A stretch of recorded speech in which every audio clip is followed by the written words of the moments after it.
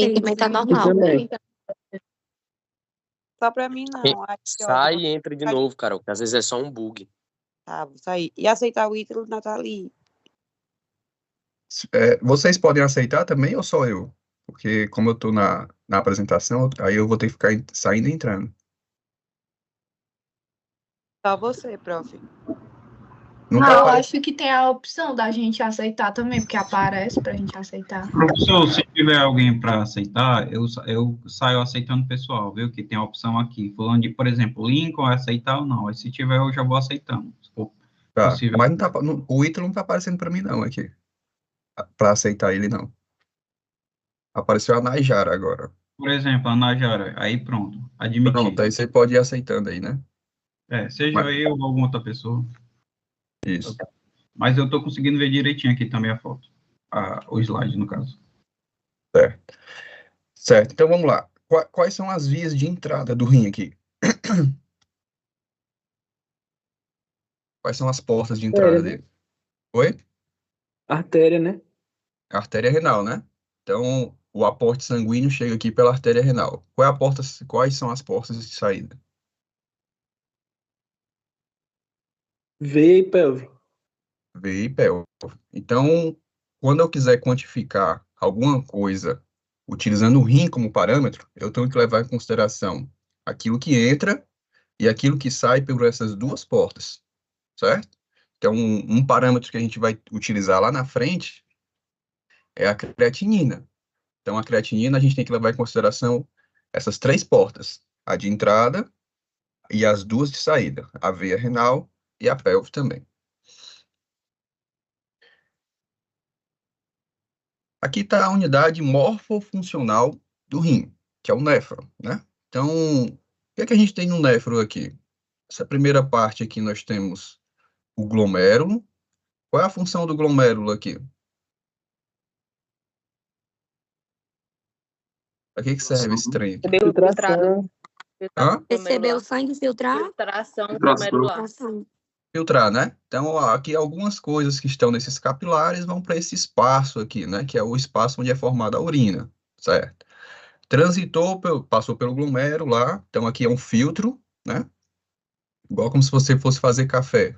Aqui tá pó e água de café, aqui passa só a água e pequenas partículas, né? Não vai passar o extrato do café propriamente dito. Passou para cá. Primeira parte que ele vai passar agora do néfron é o túbulo proximal. Qual é a característica do túbulo proximal? É a secreção? Absorve a maior parte das Absorve coisas. tudo, né? A absorção da maioria dos componentes. Ele reabsorve tanto água quanto soluto, né? Então, ele tem a reabsorção aqui, principalmente de sódio, de água, só que não tem uma diferença de proporção. Então, ele reabsorve sódio e água nas mesmas proporções. Não vai causar uma diferença de concentração iônica nessa região. Além disso, ele reabsorve também, por exemplo, passa a glicose aí no glomérulo? Ou não? Acho que sim. Não lembro. Passa a glicose também. Tem Nossa, aqueles tá, gente. transportador, né, SGLT1, SGLT2, então estão aqui no tubo proximal, para poder reabsorver a glicose que passou lá pelo glomérulo, tá? Passa aminoácido aí também?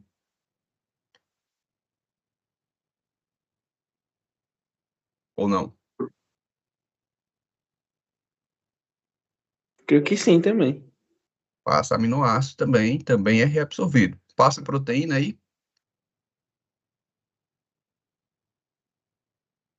Acho que é tudo, né? Não, quase aí. Proteína não passa, Proteína, não. proteína não, acho que não passa, não. Proteína não passa, não. Não é para passar, passar. mas passa um pouquinho, tá? Não dá para dizer que não passa nada, não. Passa um pouquinho, só que aquilo que passa também vai ser reabsorvido. Mas não é normal passar muita proteína, não. Mas alguma proteína passa aí. Hã? Estou dizendo assim, não deveria passar a proteína, né? Porque senão aí se configura como proteinúria, né? Se for muita, né? Alguma proteína acaba passando, tá? Alguma proteína acaba passando. Mas aquela que passa, normalmente ela é reabsorvida. Certo? Que é isso aqui, ó, que tá passando? Essa aqui é uma característica histológica do túbulo proximal. O que é isso aqui que vocês acham? Mitocôndrias? Mitocôndria. Se tem muita mitocôndria significa o quê? Energia para Que reabsorver o soluto. é uma reabsorção ativa. Então significa que tem muita o quê? TP, energia, né? Bomba, né? Se tem precisa de muita energia, é porque tem muita bomba aí também, né? Passou pelo túbulo proximal, 67% de tudo é reabsorvido aqui, né? Águas, soluto e etc, tá? O restante vai passar por aqui, vindo para o ramo descendente fino da alça de Henle. O que é reabsorvido aí? Água? Hum? Água? Água. Água, né? Vocês estão vendo muita mitocôndria aqui? Pouca mitocôndria. Não. Então significa que tem muita ou pouca bomba aqui? Pouca. Pouca bomba, né? Então aqui são reabsorções ativas ou passivas? Passivas. Passiva. E aqui vai reabsorver praticamente água, né? Chegou aqui no final da alça de Henle, vai ter muito ou pouco soluto aqui? Muito. Muito, porque você está reabsorvendo só água praticamente, né?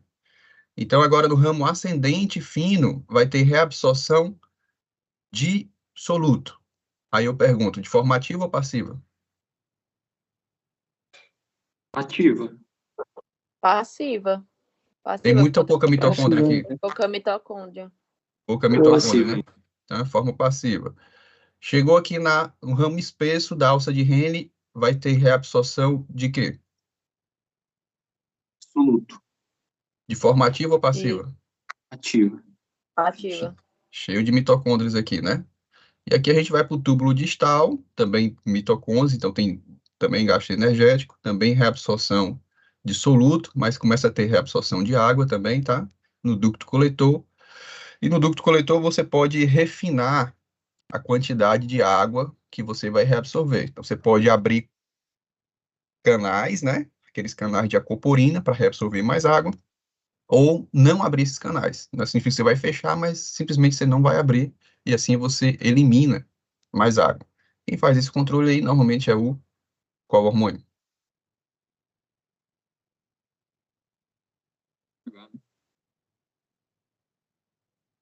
Qual hormônio aí que vai translocar ADH, né? a DH, né? Translocar, né? Como você lembrou. A desostose, né? Então aqui está o corpúsculo renal. O corpúsculo renal está na parte do glomérulo, né? Então a gente tem lá uma arteríola aferente, uma arteríola eferente, capilares e uma cápsula de Bowman. Onde que é formada a urina? No espaço de Bowman. Ou seja, isso aqui é o filtro e aqui é por onde vai passar o filtrado. A continuação da arteríola aferente forma que tipo de capilares?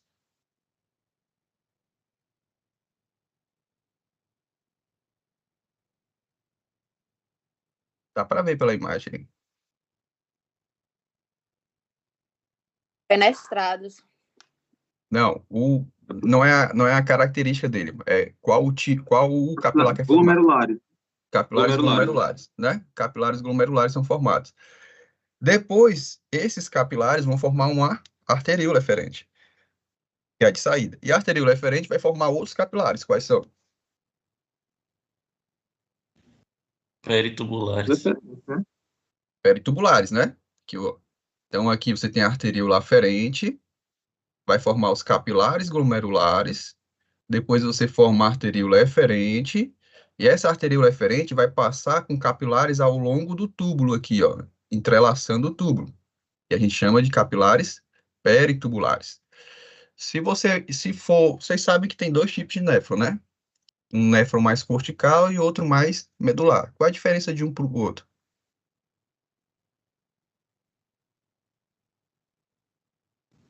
O tamanho da alça. Isso. Então, se a alça é grande, significa o quê?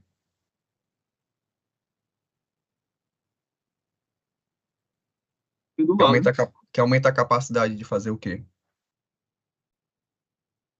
Reabsorção de, Hã? Absorção de água. reabsorção de água. Aumenta a capacidade de concentrar a urina, né? Então, você vai Isso. reabsorver água porque você vai aumentar o gradiente na medula para poder fazer reabsorção de água, né? Certo. Aqui está a nossa capilar glomerular. Então, aqui a gente está falando que é onde vai ser a filtração. Então, aqui eu mostro para vocês a barreira de filtração. A barreira de filtração é formada pelo quê? Tudo isso aqui vocês já viram, pessoal. Então, a gente está fazendo revisão, mas só para poder entrar no assunto. Processos podostários, O que mais? os capilares, fenestrados, né? A E a barreira membrana. a barreira do próprio capilar, né? A célula endotelial, né? Isso. A célula Processo endotelial é uma podostário, barreira já, né? A segunda barreira, podócitos, o podócito está mais à frente, no meio, entre a célula endotelial e o podócito. Membrana basal. membrana, né? Membrana basal. Membrana basal. Então, qual é a característica da célula endotelial no que tange a sua barreira de filtração? Ela é fenestrada. A fenestrada significa que ela poderia ajudar a ter a filtração, mas estou dizendo para impedir a filtração. O que é que tem nela lá? As glicoproteínas, né? Glicoproteínas, e isso aí faz o quê? Repele as cargas negativas, né? Repele as cargas negativas, beleza. E na membrana basal? Que está depois? Também tem essas glicoproteínas que tem até mais, né? Não, Tem até mais, né? Então, a força da membrana basal para repelir essas cargas negativas ou positivas? Negativas. Negativas Ela é maior ainda, né? Então, ela tem uma alta força para repelir essas cargas negativas, certo? E os processos podais dos podócitos?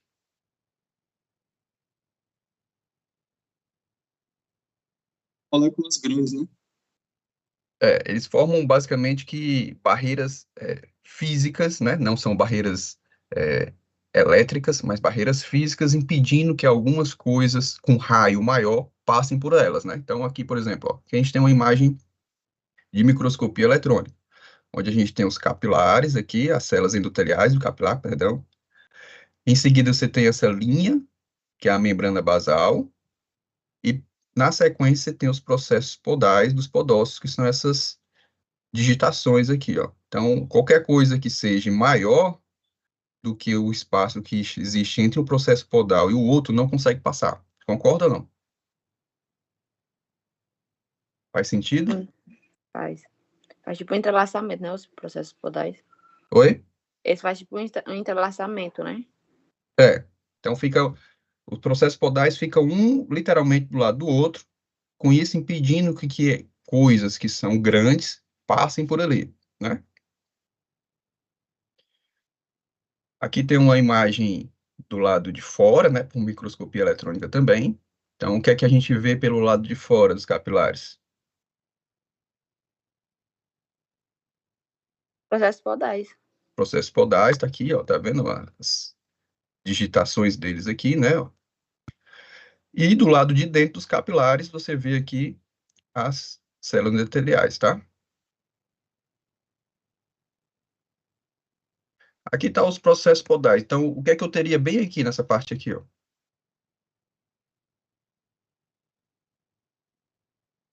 A barreira de filtração.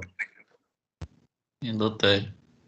As células endoteliais. Então, aqui a membrana basal e aqui os processos podais. Aqui a gente está vendo a arquitetura dos processos podais.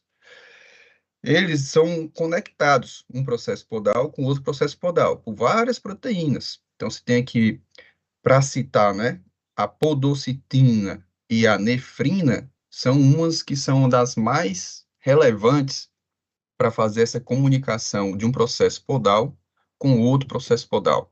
Então, qualquer deficiência que exista nesse tipo de proteína vai fazer com que esse espaço aqui, ó, reduza ou aumente. Aumente. E qual o problema de aumentar?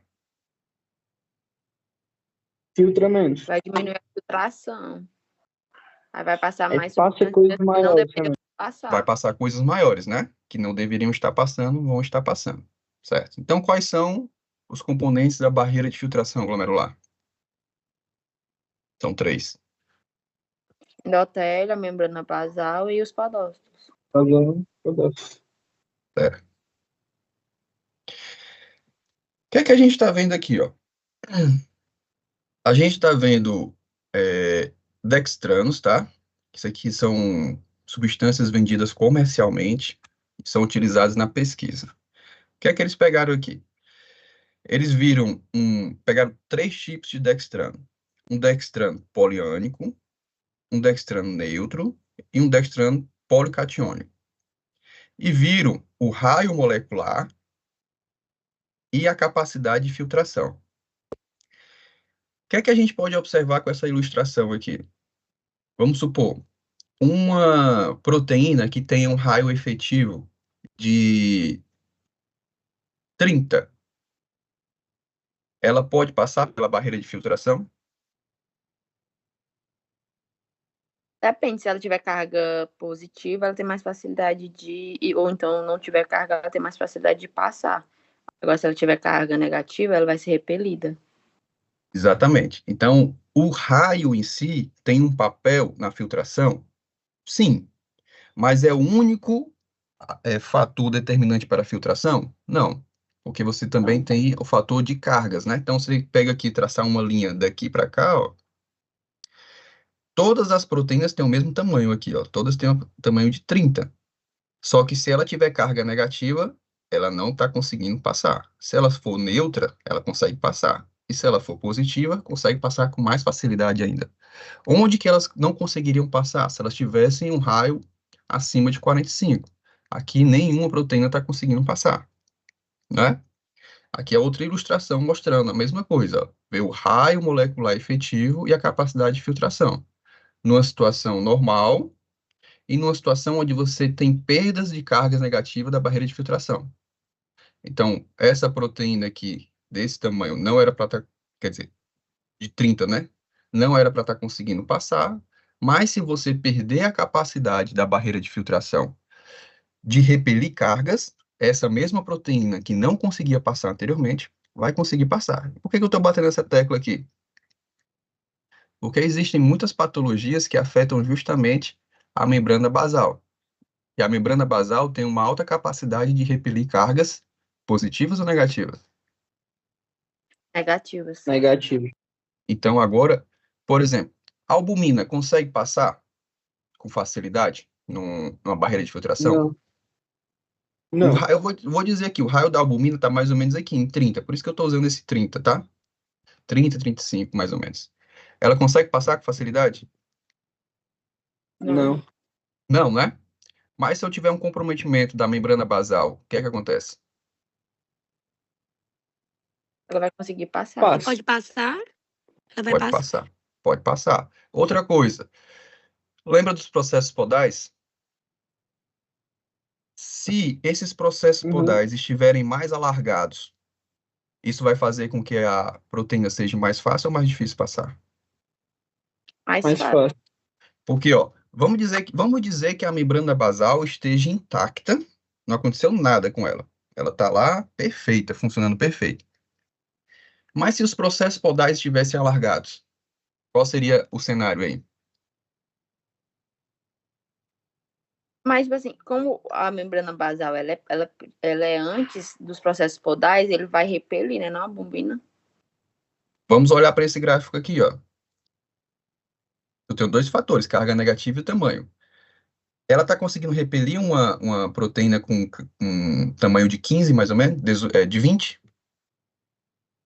Tem uma alta capacidade de repelir aqui? Não. Não. Tem baixo. Então, por que ela não consegue repelir? Porque os processos podais também estão comprimindo aquela passagem. Agora, se os processos podais estiverem muito largos, mesmo com a sua capacidade de repelir, ela não consegue repelir todo mundo. Então, acaba que vai passar mais. Então, você, em vez de ver essa curva descendo aqui, você viria essa curva descendo mais lá na frente. Entendeu? Deu para entender? Sim ou não? Sim. Sim.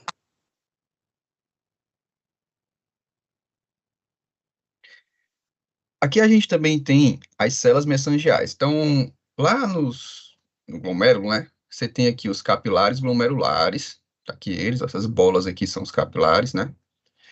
Nos capilares glomerulares, você tem membrana basal? Depois dele, obviamente, né? Ou não? A nossa barreira de filtração lá. Tá aqui o capilar glomerular. Todo mundo tá vendo aqui o capilar glomerular? Sim. Então, a primeira barreira de filtração é o quê? As células endoteliais, As células endoteliais. Qual é a segunda barreira de filtração? membrana basal. Membrana basal. Tem a membrana basal no capilar glomerular? Ou não? Vocês estão vendo membrana basal aqui ou não? Hã? Estão vendo, não? Tem. Tem membrana basal. Tá em toda a membrana basal tá em todo o capilar glomerular, circundando ele todo?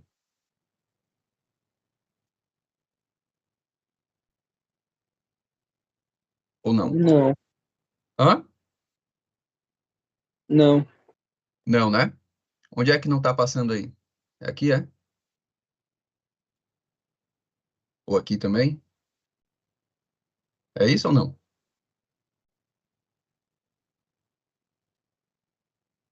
Aqui tem membrana basal? Ou aqui? Não. Não.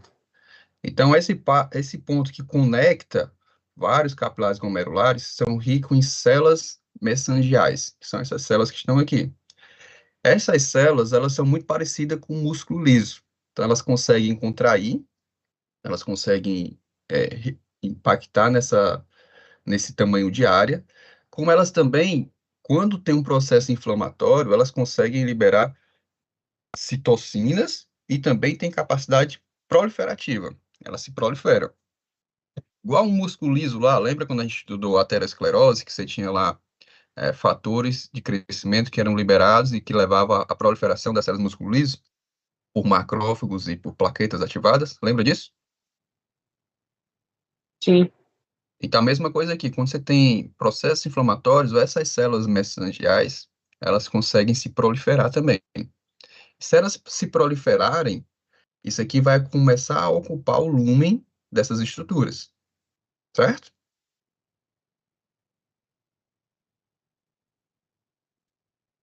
Vamos para outro conceito que é importante para a gente,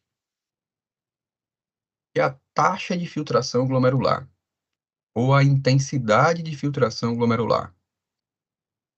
Como que eu vou medir essa taxa de filtração glomerular?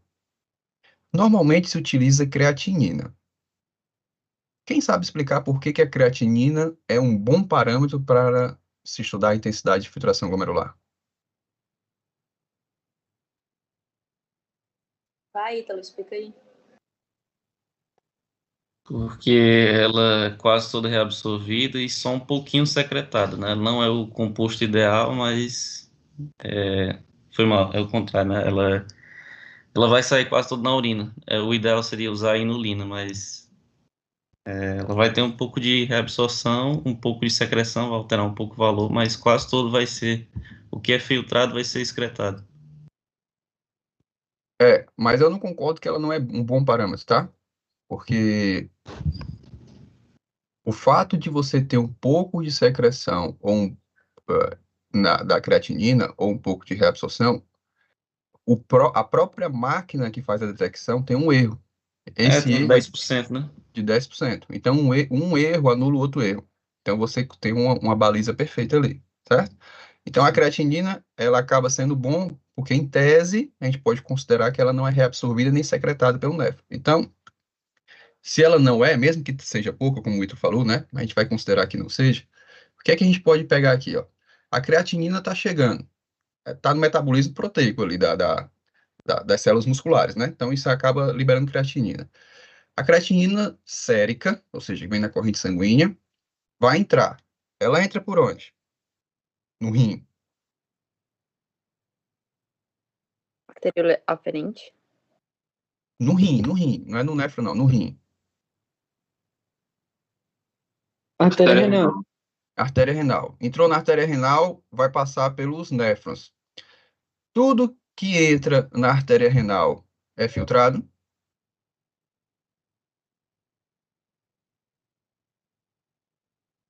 Não, Não, nem tudo é depende. filtrado. Uma parte vai ser filtrada, outra parte não deu para passar aqui, vai embora, e numa próxima passagem vai tentar ser filtrado de novo, certo? Então aqui eu tenho uma porta de entrada, que é a artéria renal, eu sei quanto que tem lá, que é a parte sérica, e agora eu tenho duas portas de saída. Quais são as duas portas de saída que a gente falou no começo da aula? pelve e veia. Pelve e veia. Então, a pelve significa quanto que vai sair na urina e a veia quanto que está retornando para a circulação.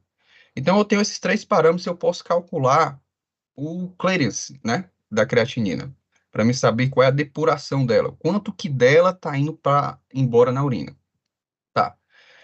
Dito isso, eu sei que só tem duas portas de saída, que é a urina e a circulação novamente.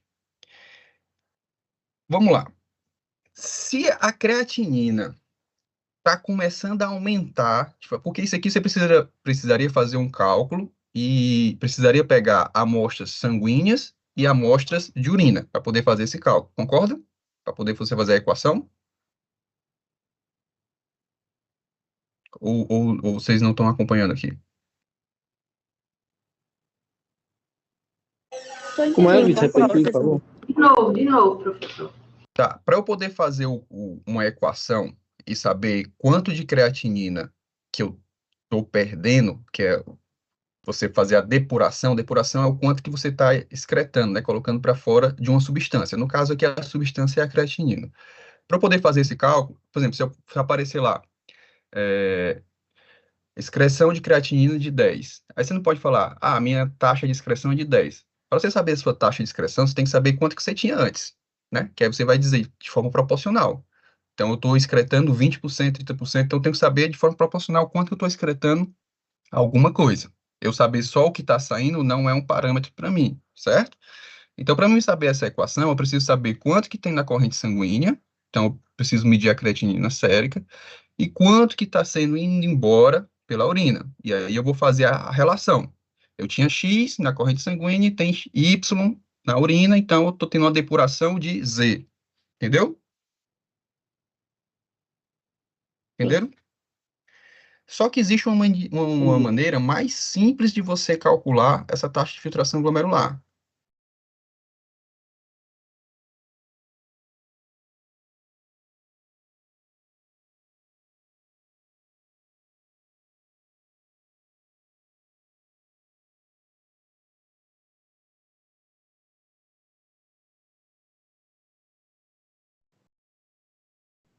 Independente do valor.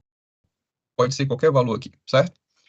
Vamos dizer que a creatinina sérica está aumentando. O que é que vocês conseguem entender com isso? E está sendo pouco excretada. Se está sendo pouco excretado, o que é que isso te diz? Que ela não está Está sendo sendo muito filtrada. reabsorvida. Hã? É o quê? Está Que ela sendo não muito está indo, ela não reabsorvida. está sendo filtrada, não está indo para o filtrado glomerular. Então, como é que você acha que está a sua taxa de filtração, se a creatinina sérica está aumentada? Está baixo. Está baixa. Isso significa que o néfro está trabalhando mais ou menos? Menos.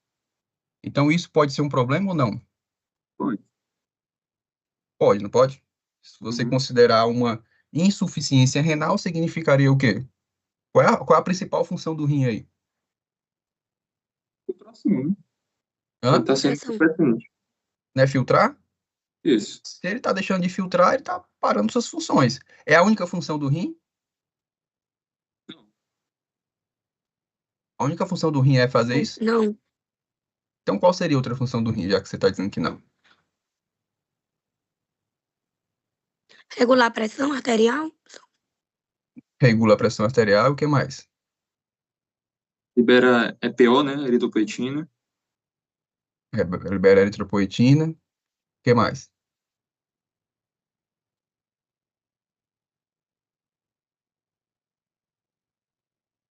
Só isso?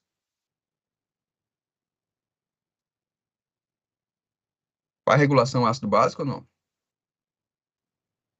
Faz também. Sim. Quem é que ativa a vitamina D para virar calcitriol?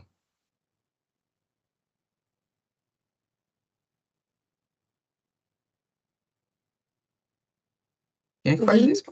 O rim. É o rim que faz isso. Se ele não estiver funcionando bem, você vai ter. Pode botar a vitamina D que você quiser, que não vai estar ativa. Certo?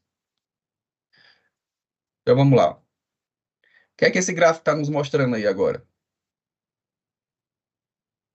IFG é a intensidade de filtração glomerular. O que é que vocês estão interpretando nesse gráfico aí?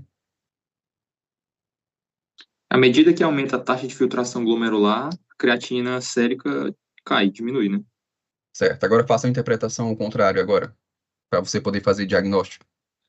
À medida que à medida que a filtração glomerular diminui, a creatina sérica na circulação aumenta. Muda a ordem agora.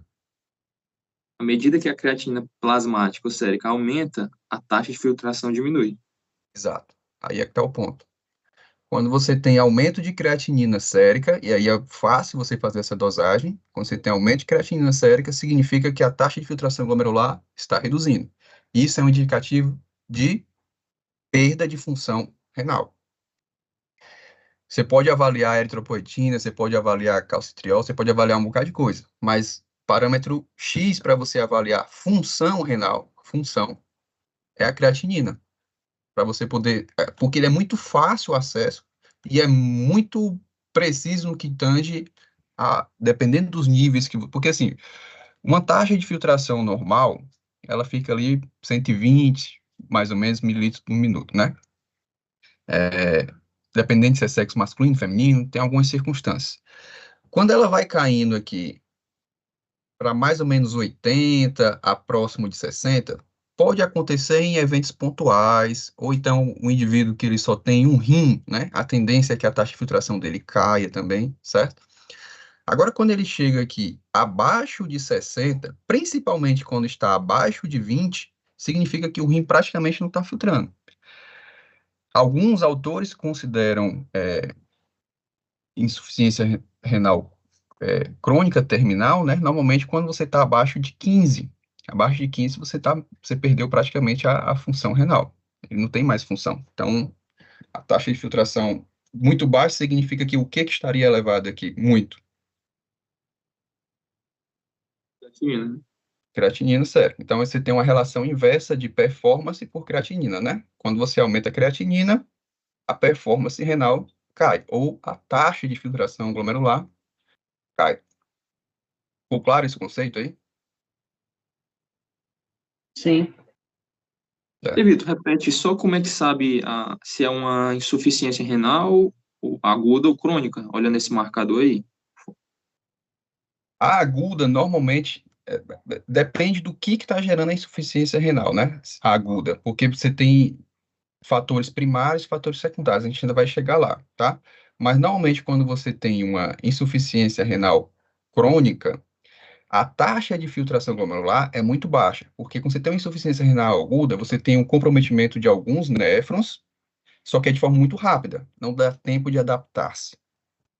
Quando você tem uma insuficiência renal crônica, o nível de néfrons que foram comprometidos é muito maior. Então, você tem uma grande quantidade de néfrons comprometidos.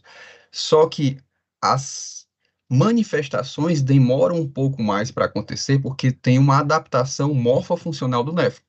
Então, o néfron, ele tem um tamanho X. Quando você vai perdendo esses néfrons, entenda perder como morte mesmo, tá? Você tem morte, e é normal ter morte de néfron ao longo da vida. Quando você tem perda de néfron, o outro néfron que está ficando lá, ele tende a hipertrofiar. Ele tende a aumentar o seu tamanho para tentar compensar a perda daquele outro néfron. Isso demanda tempo. Quando há insuficiência renal aguda, não dá tempo para fazer esse processo. Então, apesar de você, às vezes, não ter um comprometimento em larga escala de néfrons, mas os néfrons que ficaram não têm essa capacidade de acompanhar a perda significativa que ocorreu de outros néfrons. Mas, em geral, quando você tem ali abaixo de 15, tá? A taxa de filtração glomerular abaixo de 15 mililitros por minuto, significa, um parâmetro, porque tem dois parâmetros para insuficiência renal crônica muito conceituados. Taxa de filtração glomerular abaixo de 15 mililitros por minuto, ou indicativo para transplante de renal. Ou seja, o rim não está funcionando, você precisa fazer transplante renal. Porque você tem outras manifestações clínicas, que a gente vai ver mais à frente. Ok?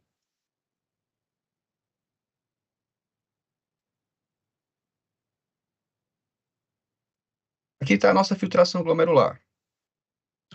Na arteríola aferente, essa arteríola aferente tem uma pressão. Ela tem uma pressão hidrostática e uma pressão oncótica, ou coloidosmótica. O que é que força os componentes que estão dentro dos capilares glomerulares a irem para o espaço de Bowman? Qual é a força que está fazendo isso?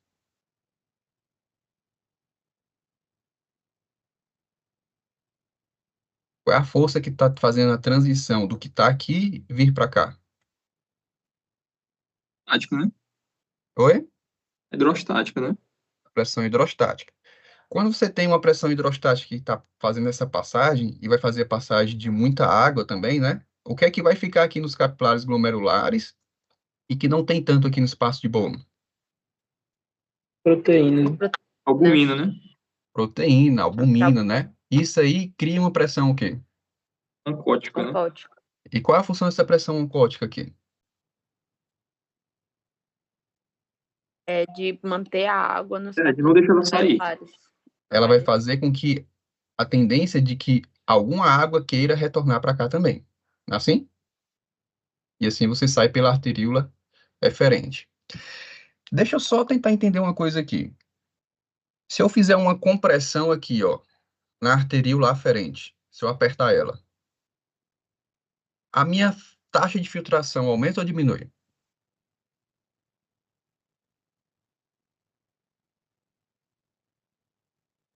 Diminui, né? Se eu apertar ela, Diminui, porque menos vai diminuir a força hidrostática, né? exato. Então vai diminuir a força hidrostática porque diminui a passagem de sangue. E se eu contrair a arteríola eferente?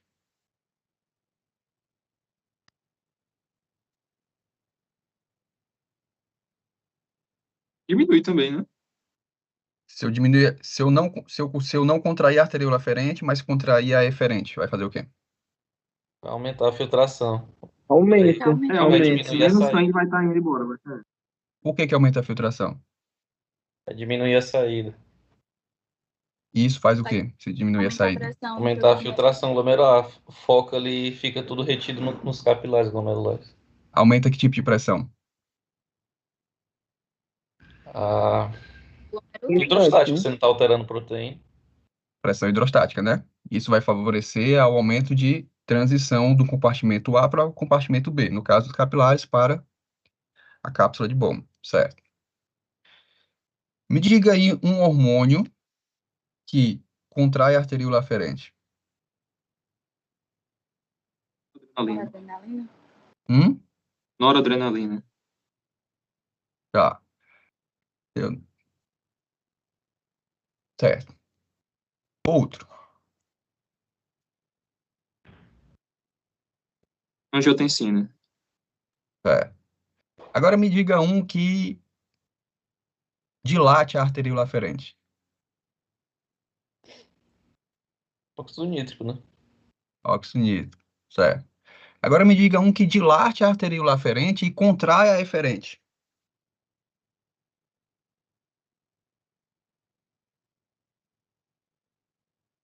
Ele vai fazer as duas coisas ao mesmo tempo agora. Vai dilatar. Atriais natriuréticos, né? Hã? Os peptídeos atriais natriuréticos, né? Peptídeo atrial natriurético, certo. Então, o peptídeo atrial natriurético vai fazer dilatação da aferente e vai contrair a eferente. Qual o resultado disso? Excretar mais. Aumenta a filtração. Filtrar mais. Para tentar excretar, né? Vai filtrar mais. Consequentemente, vai passar mais água e sódio, né? Qual é a finalidade do peptídeo atrial natriurético? Diminuir o volume plasmático. Então, esse nome natriurético quer dizer o quê? Excretar sódio Aumentar a e água. eliminação de sódio e água. Certo. Aqui a gente também, vocês viram, né, devem ter visto aí na fisiologia renal, que você tem uma capacidade de regulação intrínseca do rim. Se você pegar lá pesquisador Starling, né? Então, você vê as forças de Starling. Então, o pesquisador Starling, ele fala que o rim, se ele não fosse pesquisador, ele acreditaria que o rim teria um cérebro, que o rim consegue fazer altas regulações intrínsecas.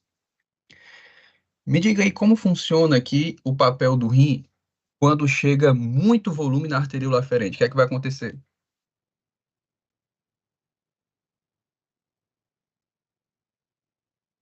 Ele Como vai que ele contrair a responde a isso? arteríola aferente para diminuir e manter o fluxo plasmático constante.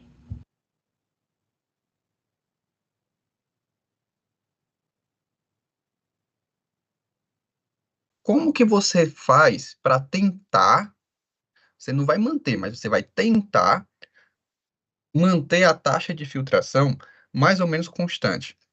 Se está dilatando, qual é a resposta que você precisa ter para poder tentar manter, ajustar isso? Está dilatando essa primeira parte aqui. Como que eu posso tentar ajustar isso? Ou eu dilato a arteríola eferente, ou eu contraio a aferente. Então aqui seria uma contração da arteríola aferente. E se está passando pouco sangue na arteríola aferente? O que é que você faria aí? Dilataria a eferente. Dilataria a eferente? Contrai, né, não? Se está passando pouco sangue aqui, como que é a resposta muscular que você acha que iria fazer para tentar manter o ritmo? Na verdade, dilatar a aferente. É dilatar a aferente. Vai dilatar a aferente, tá. Então, o primeiro aspecto da regulação renal é miogênico. Por que que é miogênico? Porque é muscular. O segundo aspecto está relacionado à mácula densa, onde você tem um sensor de quê, basicamente? Cloreto de sódio. Cloreto de sódio, né? Então, ela está medindo ali a quantidade de cloreto de sódio. Se está passando muito cloreto de sódio, significa que o fluxo na arteríola aferente é baixo ou pequeno? Ou é alto ou baixo? Alto. É alto. Então, se está passando muito fluxo aqui, está grande, lembra que isso aqui é a continuação lá da alça de Henle, né? Você tem aqui o glomérulo, a arteríola aferente, vai ter a filtração, passa pelo tubo proximal, alça de Henle descendente, alça de Henle ascendente, para depois formar o túbulo distal, que vai pegar para o lado. Essa constituição aqui é onde tem a mácula densa que está medindo a quantidade de cloreto de sódio. Se o fluxo aqui dentro é muito grande, consequentemente, quando chega aqui também vai ser grande. E quando chega aqui, é medido. Então, significa que como que eu vou fazer agora para regular esse fluxo? Se está chegando muito cloreto de sódio aqui, o que é que você acha que deveria ser feito aqui?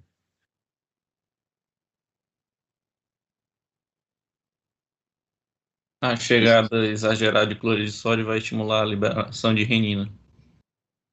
Vai estimular a renina aqui?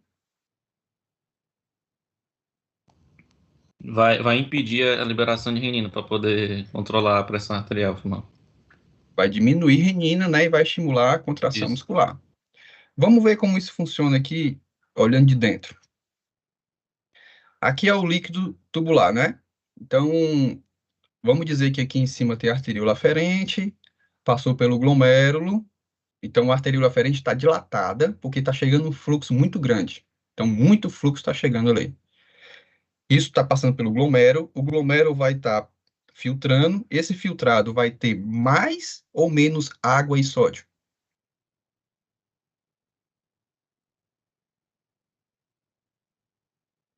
Mais, né? Não está chegando muito? Então tá chegando muito.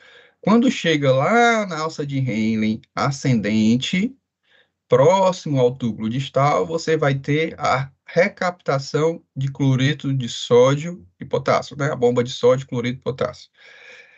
Isso aqui vai aumentar a relação ATP-ADP. Esse ATP vai se ligar no receptor e o ADP também vai se ligar no receptor. Lá nas células granulares que estão presentes aqui, ó.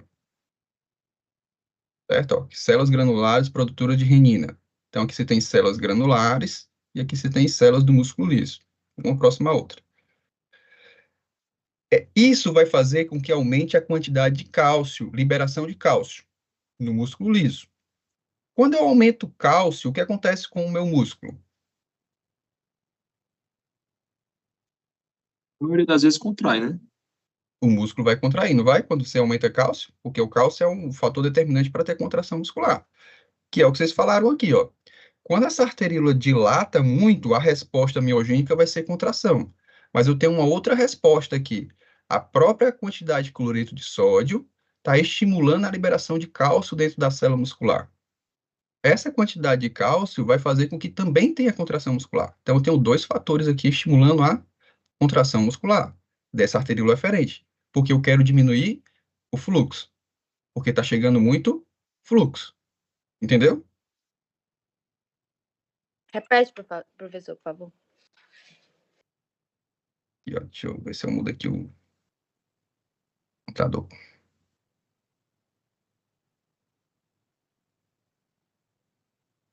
O fluxo aqui está muito grande, tá?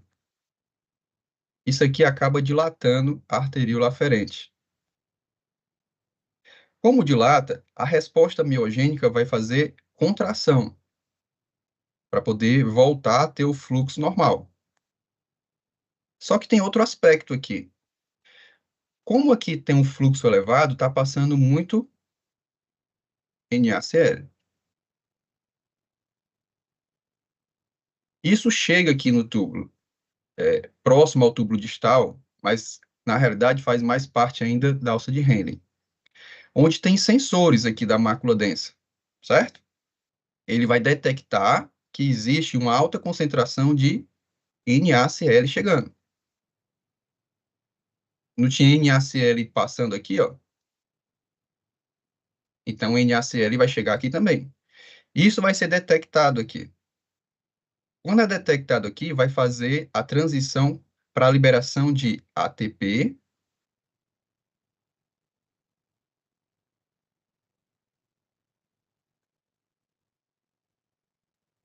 e adenosina, tá?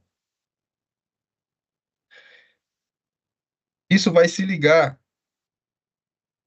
nessas células granulares e células do músculo liso. Tá vendo que uma está conectada com outra aqui, basicamente? Isso aumenta a quantidade de cálcio.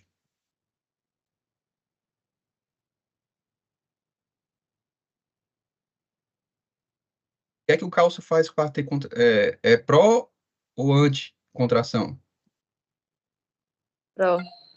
Então, vai fazer a contração para diminuir também o fluxo aqui. Você quer reduzir a quantidade de cloreto de sódio que está chegando. Concorda? Sim. Só que esse aumento de cálcio também vai fazer o que com a renina?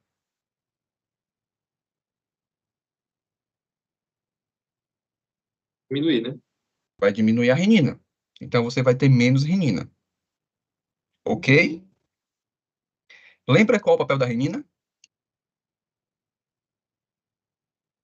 Ativar o sistema, né? Ativar o sistema renina-angiotensina, né?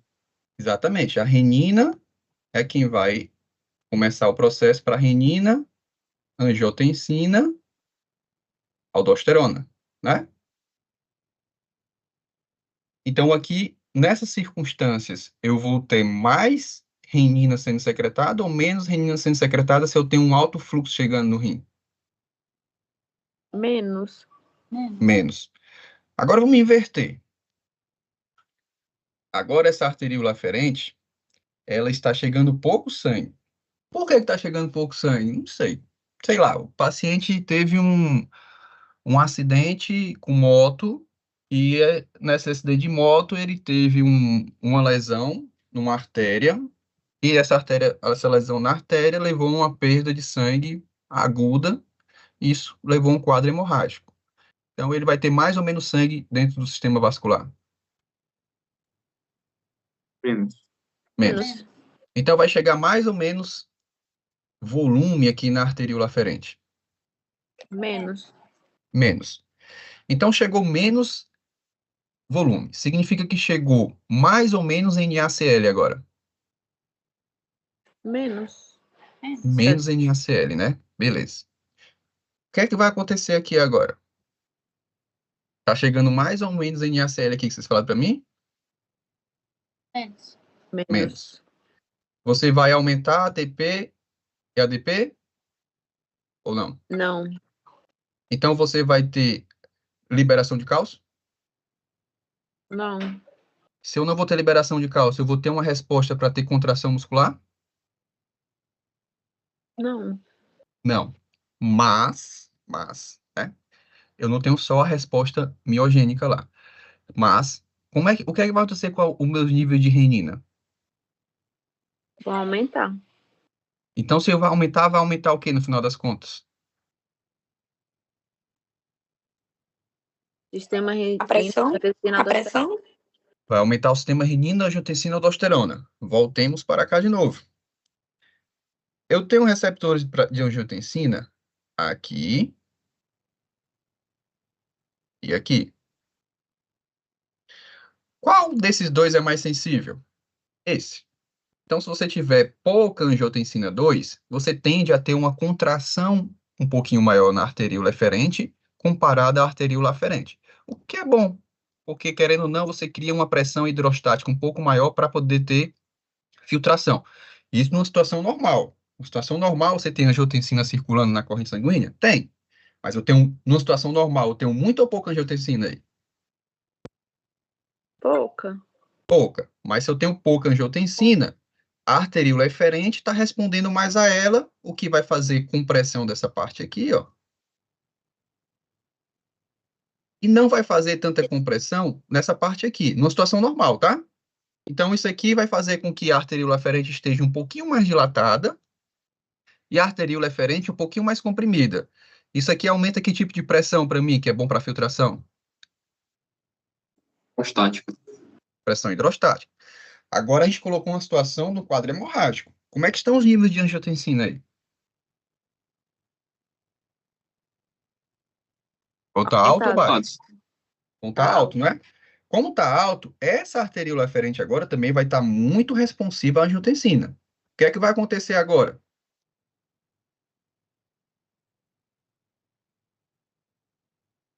Tração. O que é que a angiotensina vai fazer no vaso? Contrair ele. Vai contrair. Vai contrair a referente também? Vai, também não é responsiva. Mas o ponto crucial é que ela vai contrair a arteríola eferente.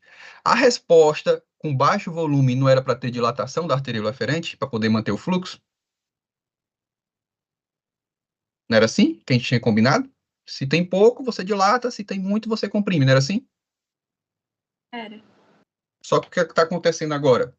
Está chegando pouco volume e a resposta do aparelho justoglomerular está sendo a liberação de renina, porque ele entende que você precisa manter a pressão agora. Ele já não está tão preocupado só em manter a taxa de filtração glomerular. Ele precisa manter agora o sistema, não está olhando só para o rim.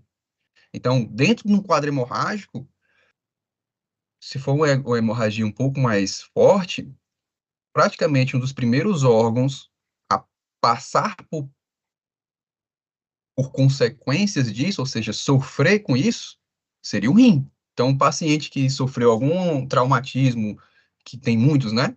Ou ferimentos à bala e etc., que tem perda de sangue, se não contornado, um dos primeiros órgãos a sofrer com essa falta de sangue é o rim, porque você vai reduzir a taxa de filtração glomerular. Não é nem porque você está reduzindo a taxa de filtração glomerular, não, tá, pessoal? Porque a taxa de filtração glomerular seria um parâmetro para você formar urina. Mas é que você vai estar fazendo uma compressão da arteríola aferente. E só um detalhe que vocês já devem saber: 25% do débito cardíaco vai para o rim. Então, significa que por ele ter muita mitocôndria, ele demanda de muita energia. Se você reduz muito o fluxo sanguíneo para o rim, essas células que precisam de energia começam a morrer. Então, você começa a ter necrose, ou, se não chegar na necrose, você começa a ter lesão aguda do néfron. Estou colocando aqui uma situação mais extrema, né? Uma hemorragia não controlada. Então, numa situação que você tem pouco sangue chegando na arteríola aferente, ou pouca pressão chegando na arteríola aferente, a resposta vai ser liberação de renina. Porque a liberação de renina, ela acontece quando você não tem cálcio. É o contrário do que a maioria das coisas que a gente estuda, né? Normalmente, quando você estuda alguma coisa, transmissão sináptica ou liberação de hormônios, está atrelado ao aumento de cálcio. A renina é o inverso. Então, quando você tem aumento de cálcio, você tem redução da liberação de renina. Deu para entender ou não? Hã? Deu pra entender. Ô, Vitor, Oi. repete mais uma vez o caso da arteríola eferente, porque na minha ideia, o pensamento é o quê? Vou ter muito angiotensina, certo? Então, Certo. como ela é mais sensível, aí eu vou fazer uma vasoconstrição maior nela. Então, o retorno para o volume plasmático vai diminuir, não? Tá, mas numa situação que você tem muita angiotensina, antes você tinha só uma arteríola respondendo a ela, basicamente. Que era qual? Eferente. Referente. Ela não está fazendo uma vasoconstrição severa, mas o suficiente para aumentar a pressão hidrostática, o que é bom para você ter filtração, certo? Certo. Agora, numa situação onde você tem uma intensa vasoconstrição da arteríola aferente, isso está acontecendo por quê? Angiotensina. A angiotensina está elevada, a eferente está contraída, ou ela pode estar contraída ou dilatada, pode ter algum impacto, mas não é tão significativo, porque a porta de saída não é o problema. O problema está na porta de entrada. A porta de entrada está passando baixíssimo fluxo. Entendeu? Entendi. Não influi muito, né? Então, se você tem uma intensa vasoconstrição, e aqui é um ponto que eu quero chamar a atenção de vocês. A angiotensina 2 vai fazer vasoconstrição, mas ela vai estimular outra coisa também. Ela vai estimular a prostaglandina. Prostaglandina faz o quê?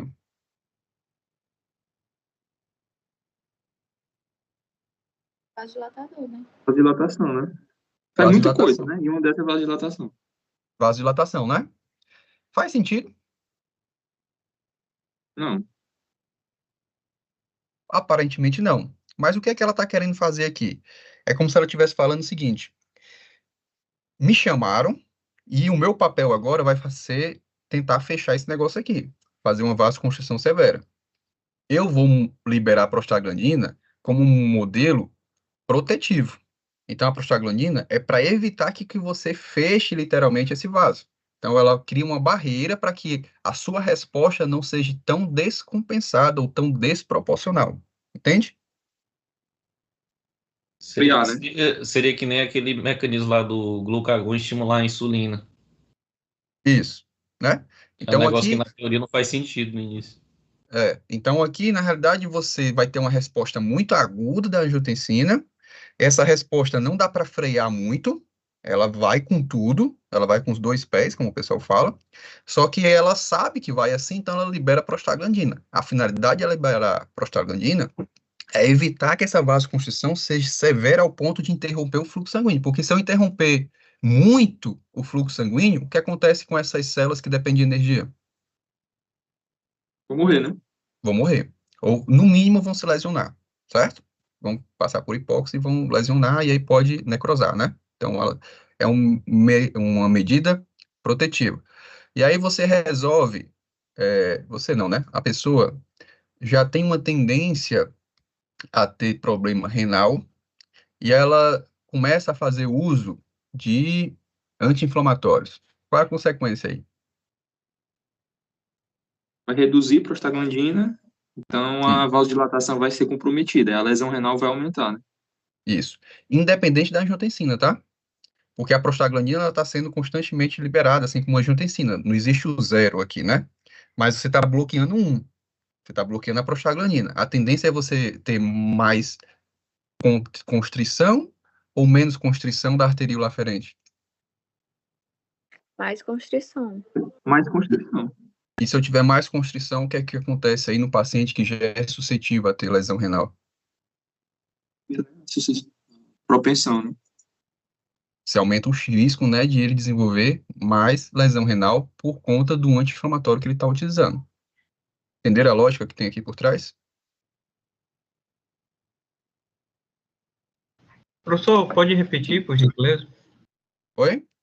Poderia repetir essa última explicação? Tá.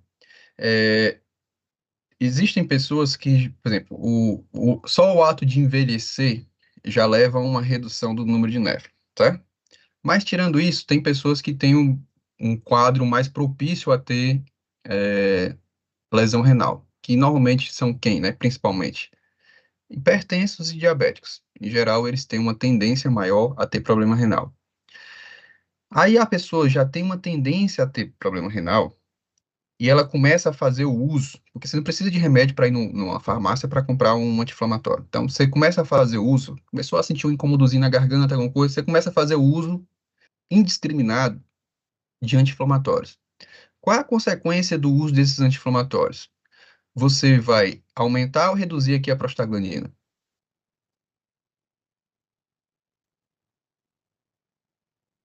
Reduzir.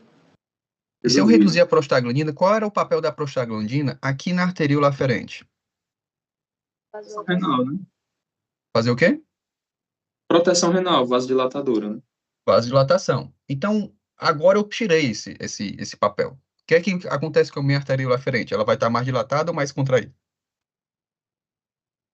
Mais contraída. E mais contraída significa maior fluxo ou menor fluxo para o néfron?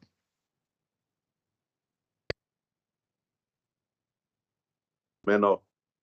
Se eu tenho menor fluxo, isso pode levar a uma lesão renal ou não?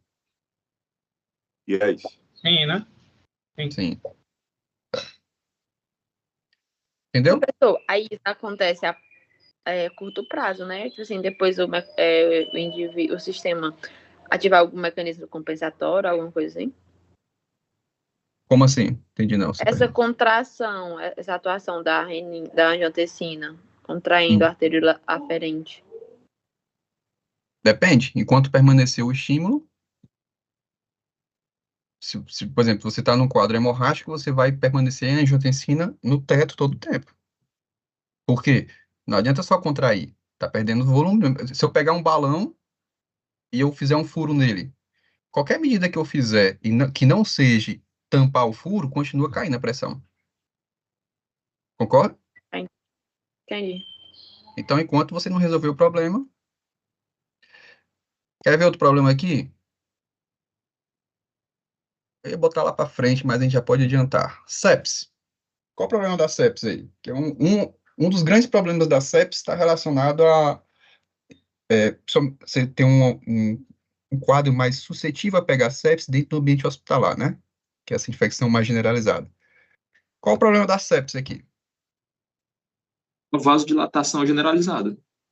E se eu tiver vasodilatação generalizada, não era bom ter vasodilatação aqui na arteríola aferente? Para chegar mais sangue? É bom em níveis normais, né? É. E por que que na sepse é ruim? Porque pode diminuir o volume plasmático do paciente. Ele pode pode ficar hipotenso, né? Exatamente. A arteríola aferente ela vai estar mais dilatada, mas significa que está chegando mais sangue nela? Não necessariamente. Exatamente. Não. Não necessariamente, não mesmo. Por quê? Porque a vasodilatação é sistêmica. Então, você está tendo uma queda de pressão sistêmica. Não é pontual. Não é só no rim. Então, como é sistêmica, a quantidade de sangue que vai chegar no rim cai. Porque é sistêmica. Então, se está chegando pouco sangue no rim, significa que você vai nutrir mais ou menos o rim. Menos. Então, o que acontece com o rim que tem muita mitocôndria?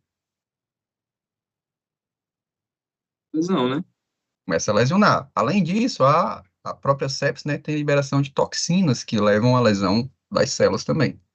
Mas tirando essa parte das toxinas, que também existe e também é importante, o que a gente está querendo mostrar aqui, ilustrar, é o fluxo sanguíneo. Entendeu? Sim.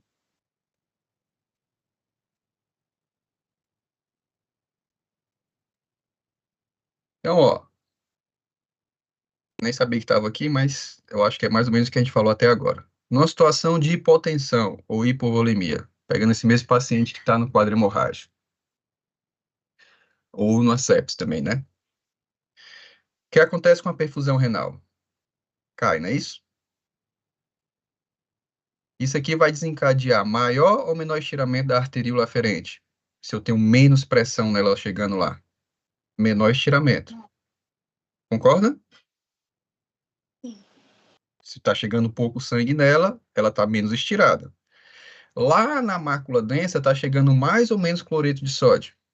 Se está chegando pouco volume aqui, ó, na arteríola aferente, o que acontece quando chega lá na mácula densa? Queda do cloreto de sódio. Isso aqui vai desencadear a resposta de liberação de renina, porque você vai ter mais ou menos cálcio? Menos. Menos cálcio. Liberou renina. Isso vai ativar baroreceptores, porque a renal, a hipotensão está sendo sistêmica. Então, isso vai estimular baroreceptores, ativação simpática, que vai também estimular a liberação de renina, via neural, tá? Isso vai liberar, vai responder às clivagens, formando, no final das contas, angiotensina 2. A angiotensina 2 vai levar a liberação de aldosterona, que vai aumentar o volume, porque vai fazer recaptação de sódio. Isso cria gradiente para recaptação de volume. Outra coisa que a angiotensina 2 faz é vasoconstrição para aumentar a pressão arterial. Então, esses dois componentes aqui, ó, aumento de volume e aumento de pressão arterial, vão fazer com que você tenha mais ou menos fluxo chegando lá na arteríola aferente agora. Mais. Mais fluxo. Você não aumentou o volume? Foi mais. Então, você aumentando o volume, isso vai fazer o que com a liberação de renina? Reduzir, né? Aumenta. Vai reduzir. Vai reduzir. Não aumentou o volume? Ah, sim, sim. Agora, se é um indivíduo que está no quadro hemorrágico, essa resposta compensatória vai dar conta do recado? Não, porque a perda de sangue é maior, né? A pergunta é, você vai conseguir aumentar o volume?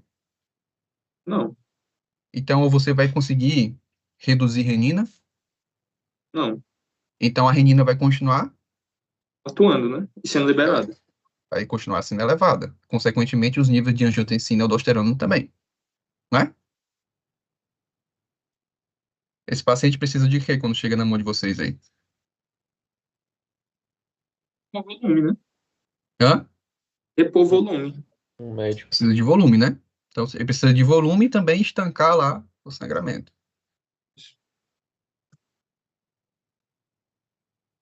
Pronto, ó. A gente fez aqui a parte de revisão. Vocês querem parar agora para começar já, para a gente depois começar a parte da patologia, ou quer começar a parte da patologia e a gente para um pouquinho mais à frente?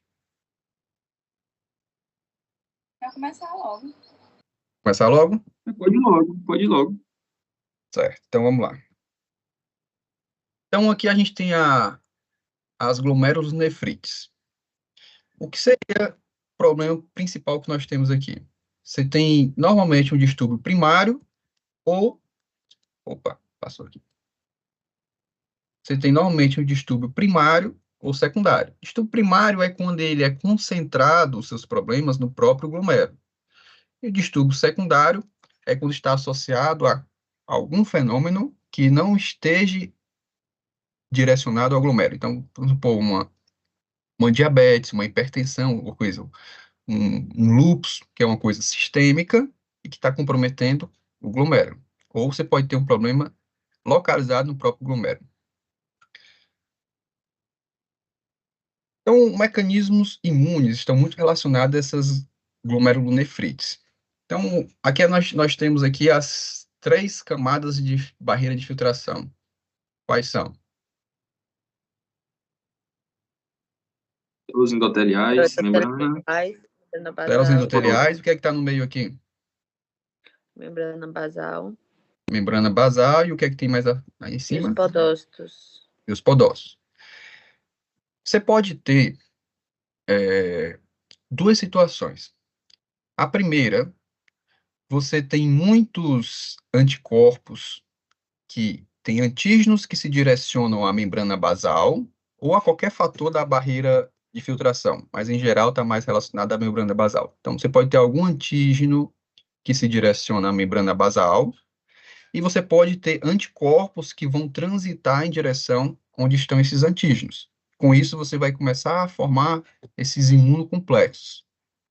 Ou você pode ter imunocomplexos que são formados em outras áreas, que não são formados lá no rim, mas que, como passa por dentro da circulação, eles vão se acomodar na barreira de filtração.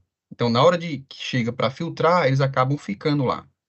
Então, independente da circunstância, se é formado lá ou se chega lá já os imunocomplexos, isso vai criar um impedimento na barreira de filtração.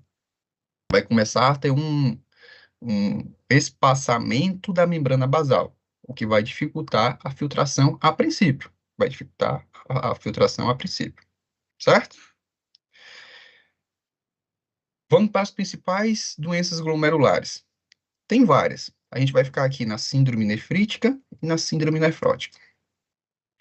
O ponto principal é entender como ela funciona, mas tentar fazer um diagnóstico diferencial. Tentar entender como fazer o diagnóstico diferencial, porque elas são parecidas um pouco, tá?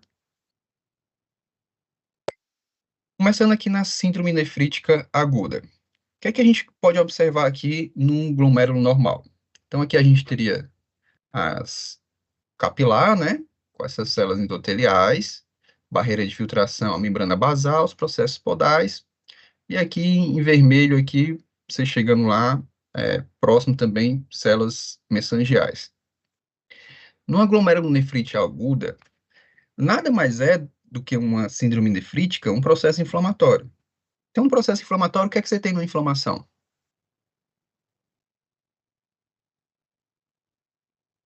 O que é que aumenta na inflamação?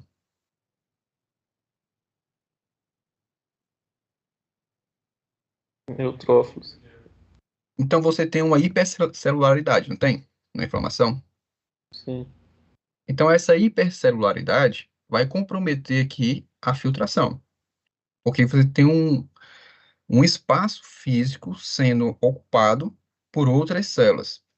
Outra célula que também responde a esse processo inflamatório é aquela célula mesangial. Ela começa a proliferar, ela começa a aumentar a sua quantidade.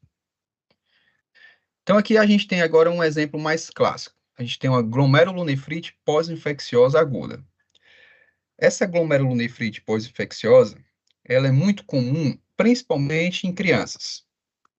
Quanto menor a criança, maior a tendência. Por quê? Porque essas crianças, em geral, pegam muitas coisas que estão no chão e levam à boca. Então, como o próprio nome está dizendo, essa glomerulonefrite ocorre após uma infecção. E não é tipo assim, eu peguei a infecção hoje e ela vai acontecer hoje ou amanhã. Ela precisa ter o tempo necessário para a formação desses imunocomplexos. Ou seja, o paciente, normalmente são crianças, né? Pegou uma infecção bacteriana qualquer, isso começou a criar uma formação de imunocomplexos e uma semana depois, que você tem uma grande quantidade desses imunocomplexos, é que você vai ter a manifestação da glomerulonefrite. Então, aqui a gente tem a nossa barreira de filtração, de novo, né? Que é células endoteliais, membrana basal, os processos podais. O que é que acontece? Aqui está dando um exemplo com infecção por Streptococcus. Isso vai começar a ter um aumento de celularidade. Então, você vai começar a ter atração lá de leucócitos e também vai ter a proliferação de células mesangiais, que são aquelas células que estão fora do contato com a membrana basal lá. Quando você começa a aumentar isso, a sua taxa de filtração glomerular vai cair. Vocês entendem por que está caindo a taxa de filtração glomerular? Sim. Certo, né? Você está criando um impedimento físico para as coisas passarem aqui, não está? Sim. Como a taxa de filtração glomerular caiu, uma das primeiras respostas vai ser oligúria. Ele vai urinar mais ou menos? Menos. Menos. Então, ele começa a não estar urinando. Como ele diminuiu a sua resposta urinária, significa que o seu volume vai estar maior ou menor? O volume plasmático vai estar maior. Vai estar maior, certo? Então, guarda essa informação. O volume plasmático vai estar maior. Isso aqui vai causar uma lesão e um processo inflamatório. O processo inflamatório vai causar um distanciamento um pouco maior dessas barreiras de filtração. Então, ele é local, naquela região que está sendo inflamada, e aqueles células endoteliais, elas não começam a distanciar também um pouquinho mais quando tem um processo inflamatório, que a gente estudou na parte de aterosclerose, criando uma passagem. Não foi? Sim. Uhum. Certo.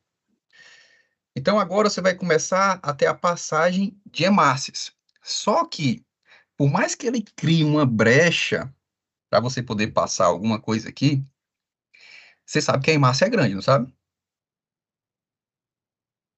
A hemácia para passar, vai ser fácil ou difícil para ela passar? Difícil. Difícil. Para ela passar, você acha que ela vai chegar do outro lado? Ela está passando lá de traje social, paletó, gravata e etc. Quando ela chegar do outro lado, como é que você acha que ela vai chegar? Toda engembrada.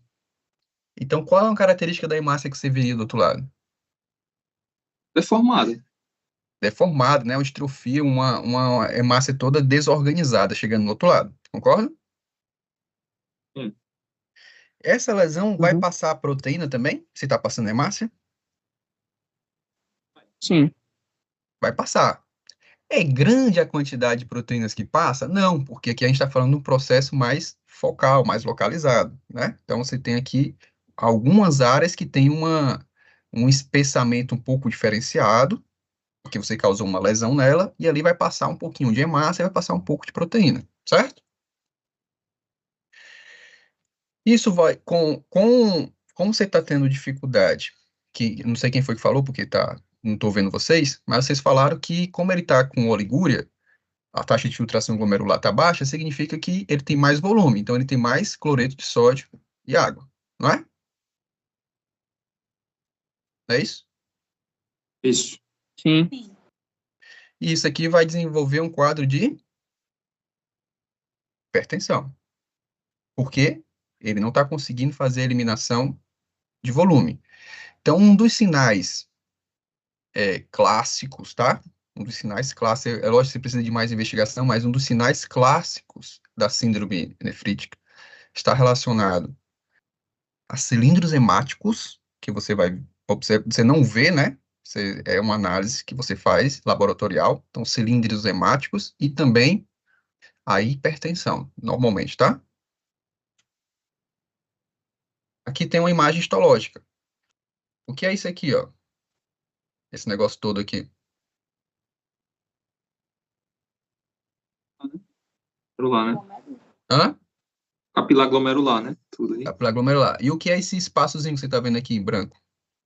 Espaço de bolo. Espaço de Bowman, né? Aqui não é para passar o filtrado. O que é que a gente tá vendo aqui que tá passando, ó? Hemácias, tá vendo? Hemácias, né? Certo. Aqui seria o cilindro hemático. Você vê na análise laboratorial.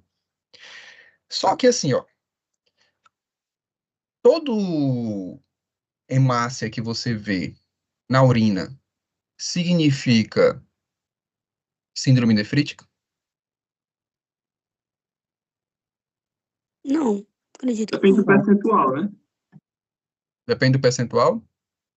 É. Se eu tiver uma lesão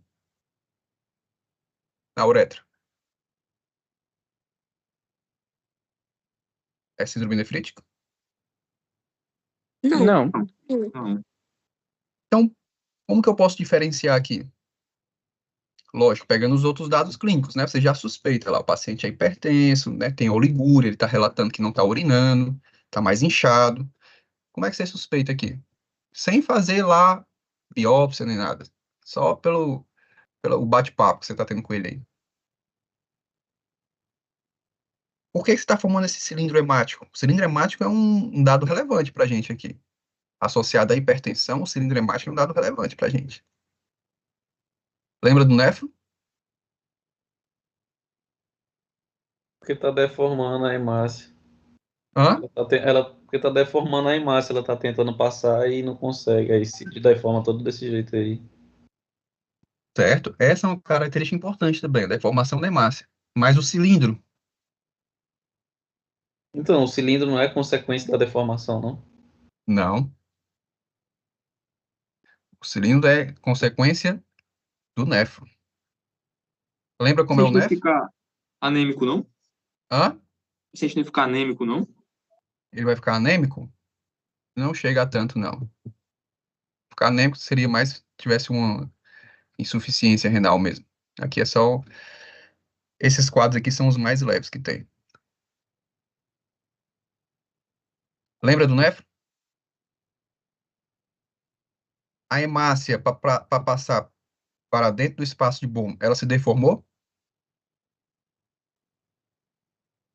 Sim Uhum. ou não? Sim. Hã? Sim. Deformou. Depois que ela está no espaço de Bowman, ela vai para onde? Os túbulos, né? Túbulo. Ou pra Qual ter túbulo? Qual túbulo? proximal. E depois? Pra alça. Alça de Henle. Qual é a característica da alça de Henle? Morfológica. Morfológico. É. Tem um ramo fino e um ramo espesso. Então a hemácia que já estava deformada vai passar por um ramo o que agora? Fino. Agora você vai fazer uma fila indiana, literalmente aqui, uma colada na outra. Porque ela já tinha dificuldade de passar do glomérulo.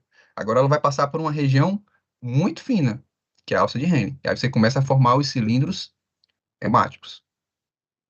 Para depois você liberar lá na urina. Entendeu? Nesse sentido. Justo. É. Então, qual a característica aqui da síndrome nefrítica? Paciente.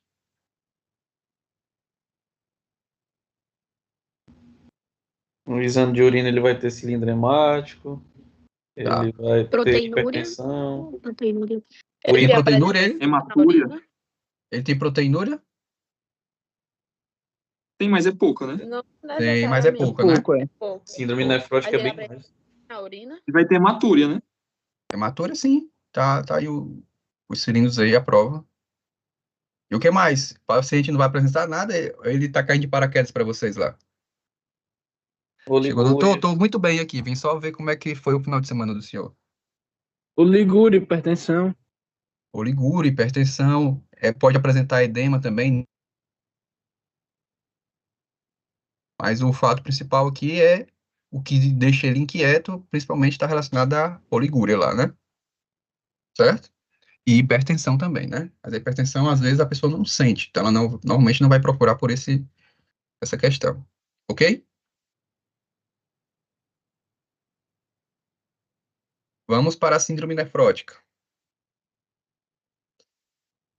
A síndrome nefrótica não é uma doença, ela é uma manifestação por alguma coisa. Então, você pode ter uma lesão glomerular que afete a barreira de filtração de forma mais generalizada. Então, vamos lá.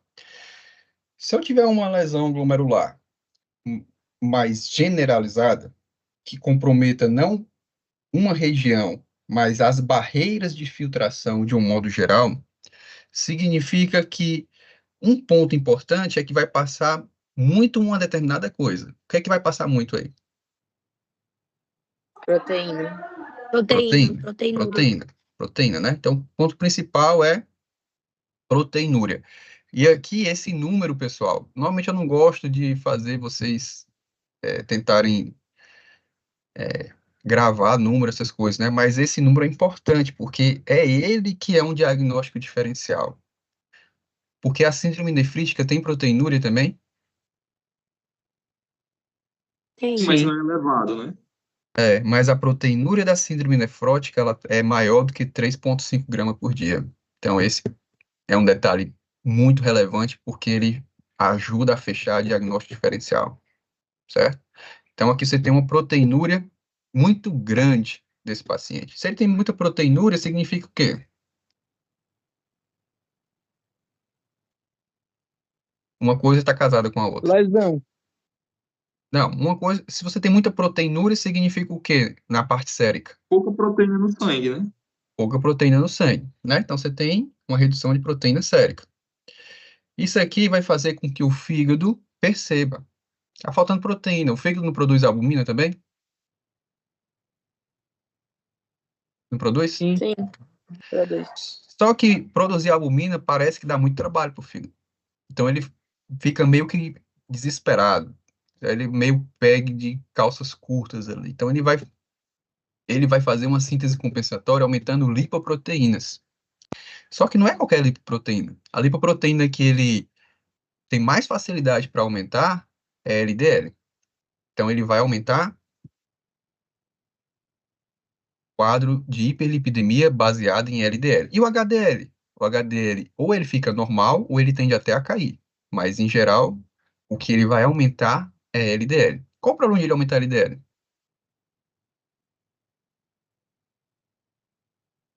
Aumentar o transporte de colesterol, né? Sim, mas se ele aumentar muito, qual o problema? Aterosclerose. Aterosclerose. Lesão na Então, o endotélio. paciente começa a ter uma propensão a desenvolver quadros de aterosclerose, certo? Outra coisa, o que acontece com a pressão oncótica, já que você está diminuindo a proteína sérica? A pressão oncótica do plasma Diminui. diminui. Qual é a consequência disso? A albumina aumenta. Extravasamento. Hipo. Sim, diminuiu a albumina, né? Porque você está perdendo muita albumina. Mas qual é a consequência disso? Extravasamento, edema. Então, você vai ter aqui a formação de edema. Porque você diminui a pressão oncótica, consequentemente, agora o líquido vai querer sair do espaço vascular para ir para o espaço intersticial. Isso aqui vai ativar mecanismos compensatórios. Qual seria? O mecanismo compensatório é para resolver o edema ou é para resolver outra coisa? Vai estimular a aldosterona para resolver o edema e só vai piorar, eu acho.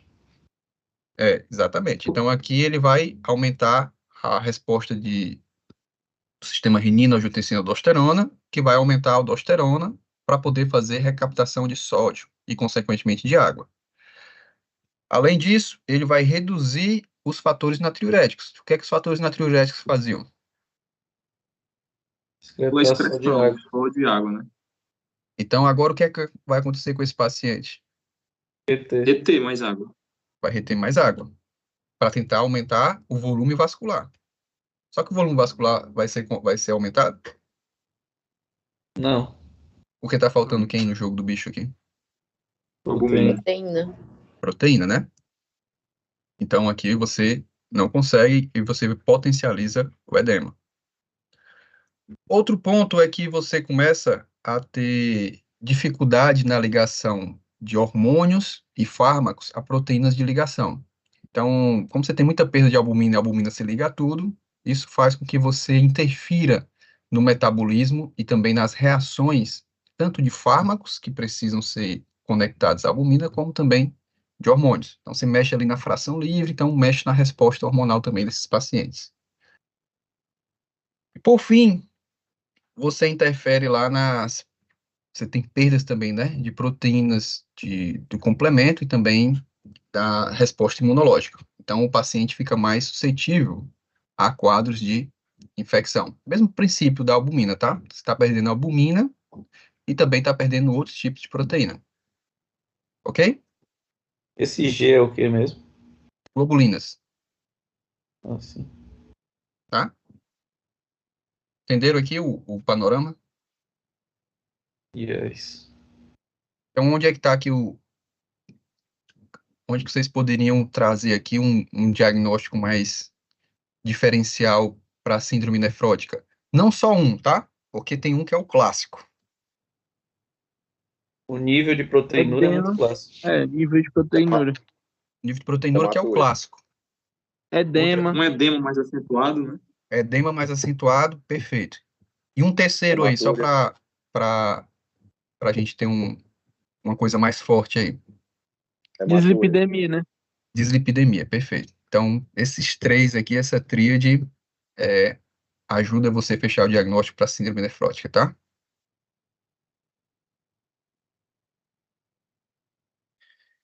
Aí aqui ele traz alguns tipos, né? Prof, qual era o primeiro critério? Que é edema mais acentuado, dislipidemia, qual foi o primeiro? O primeiro é o mais importante de todos. Qual é o primeiro? Qual o primeiro? Proteína acima de 3,5 gramas. Proteinúria, né? Proteinúria. Sim. Proteinúria acima de 3,5 gramas por dia. Esse é o clássico, tá? Esse não pode faltar. Uhum. Mas na citação agora dos colegas, eles falaram também de proteinúria ou falaram outra coisa? Estavam lá, tipo, numa classificação, eles falaram edema mais acentuado, dislipidemia, falaram alguma outra coisinha. Ou eles falaram proteinúria mesmo? Eles falaram redução de proteína, o termo em si quer dizer a mesma coisa, né? Redução de proteína sérica. Se você tem redução de proteína sérica, está relacionado aqui à proteinúria, né? No caso, nessa circunstância. Dá no mesmo, né? Ok. Só que você tem um valor, né? Que você tem que verificar aqui. Certo. Qual o valor? 3,5, né? 3,5. Acima. Na verdade, acima, 3,5. A partir de 3,5 ele já considera? Normalmente vai estar bem mais do que 3,5, tá? Entendi. Show. Alguns autores consideram 3,6. Na síndrome nefrítica, eles consideram que não chega nem a 3, quer dizer, nem a 2,5 normalmente. Ok aqui? Apresentar cilindros hemáticos? Hã? Pode apresentar os cilindros hemáticos? Aqui não, porque aqui você está tendo uma desregulação generalizada da barreira de filtração. Não é um processo inflamatório, em geral. Não é suficiente para hemácia. Entendeu? Certo.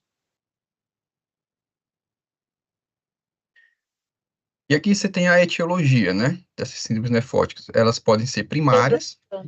Oi. Mas se passa proteína, não tá passando a hemácia, não? Não. A hemácia é um negócio muito grande, né? Ela tem capacidade de se deformar para poder passar por lugares mais estreitos, mas não a esse ponto aqui. Entendi. Porque na outra passa a hemácia, mas passa pouca proteína. É porque é mais localizado, né? Você está tendo uma inflamação em alguma região ali. Entendi. Tá. Então, aqui a etiologia, ela pode ser primária ou secundária. Primária, doença de lesão mínima, glomerulosclerose segmentar focal e glomerulonefrite membranosa. Secundária, relacionada a distúrbios outros, né? No caso aqui, principais, diabetes, lúpus, eritematoso sistêmico e hipertensão. Doença de lesão mínima acontece mais em crianças. O que é que está acontecendo nesse tipo de situação? Uma destruição dos pseudópodos. Então, a origem ela é idiopática, mas quando você tem uma destruição difusa desses pseudópodos, eles começam a ficar mais... Opa.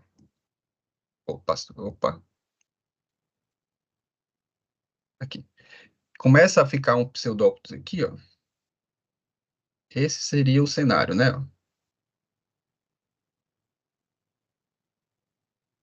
Para que você possa ter a transição do que está aqui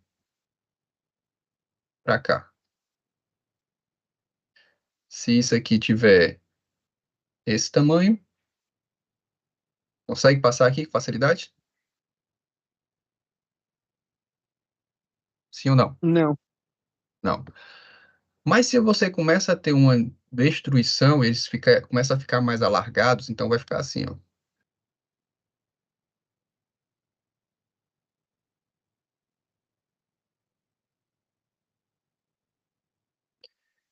Essa mesma proteína que está aqui, ó, que não estava passando, se eu botar ela bem aqui, consegue passar? Tá? Sim. Aí dá para passar, né? Então agora você tem uma destruição desses pseudópodos, que faz parte da barreira de filtração. As principais complicações dela estão relacionadas a infecções, episódios tromboembólicos, hiperlipidemia e desnutrição proteica. Então, ele não está perdendo proteína aqui? Sim.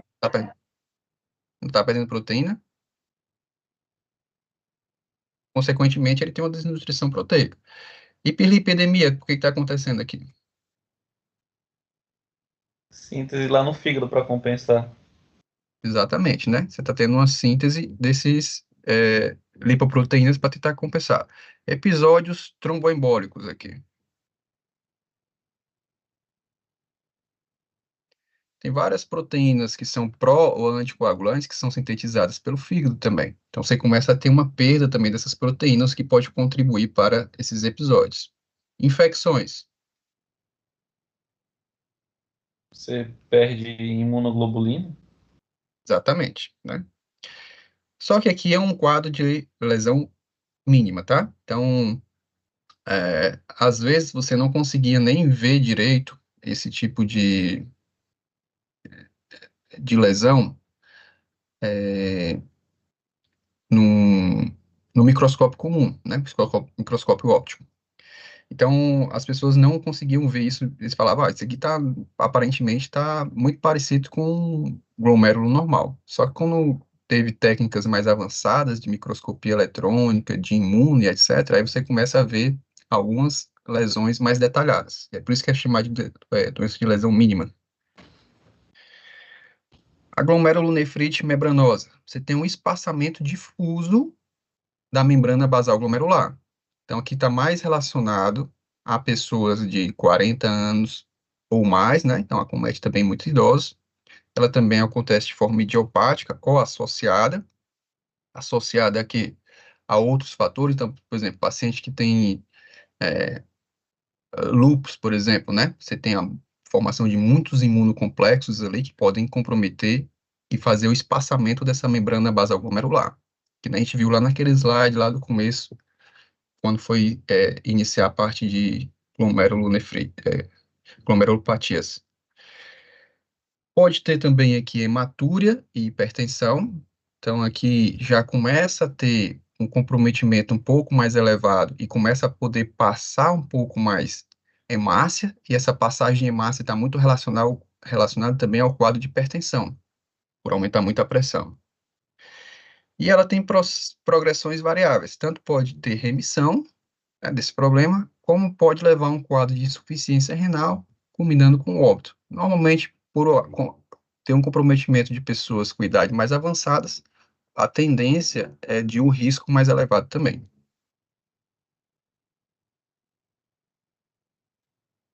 E aqui a glomerulosclerose segmentar e focal. Como o próprio nome está dizendo, significa que ela vai afetar uma parte em especial, né? Ou seja, ela é focalizada. Ela tem uma deposição de colágenos, isso reduz a capacidade de filtração também. Você cria um impedimento físico para a transição da filtração, pela deposição de colágeno. Ela tem redução de número de glomérulos, né? Você tem a perda de glomérulos, mas essa perda de glomérulos ela é focalizada, então não são todos os glomérulos. E ela também tem caráter idiopático, assim como as outras, mas também está relacionada a outras questões. A principal dela aqui está relacionada à infecção por HIV. Então, normalmente, quando você tem o vírus ativo, tá? Quando você está fazendo tratamento, em geral, não é para estar ocorrendo isso. E ela também tem um forte indício relacionado à insuficiência renal.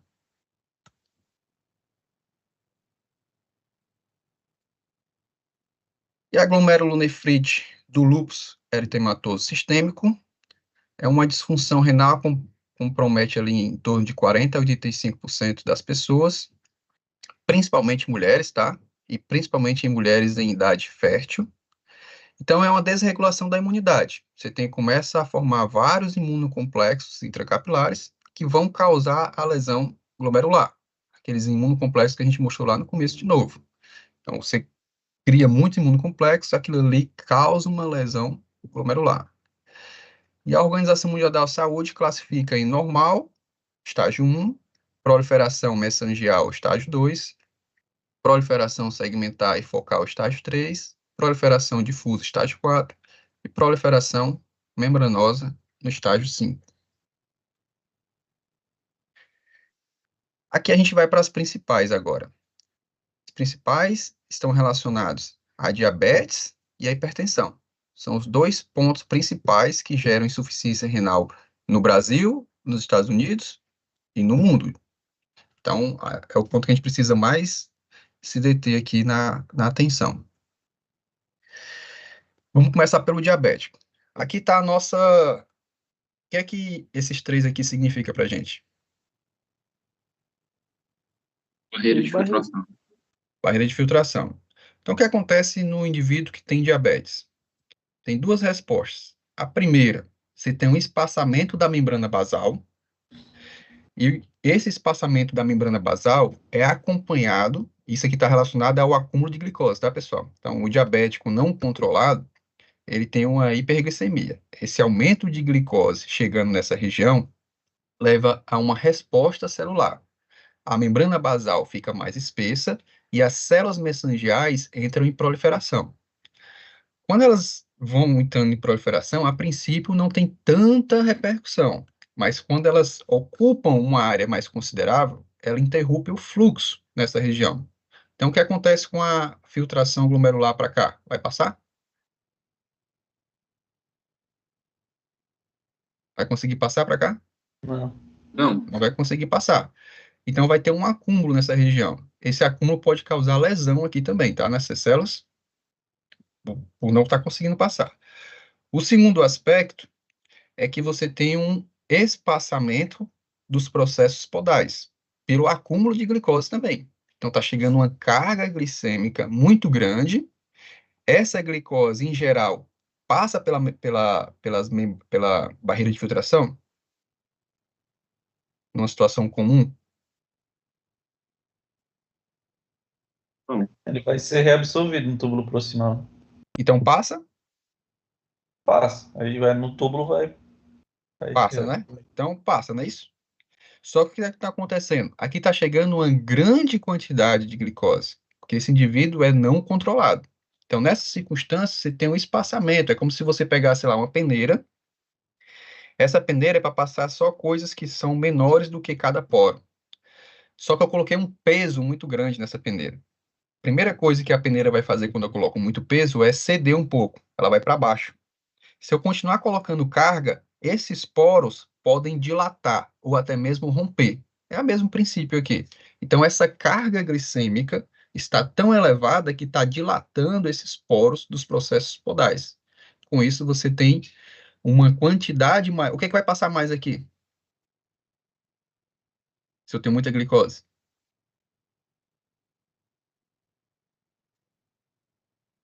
Não entendi, não. Não entendeu? O que vai passar mais? Não entendi a pergunta. O que é que vai passar mais aqui? Você tem muita glicose aqui. Esse excesso de glicose causou um espaçamento da membrana dos processos podais. E o que é que vai passar muito aqui agora? Proteína. Proteína e o que mais? Hemácia também? Massa. O que é que tinha muito aqui? Glicose. Glicose, né?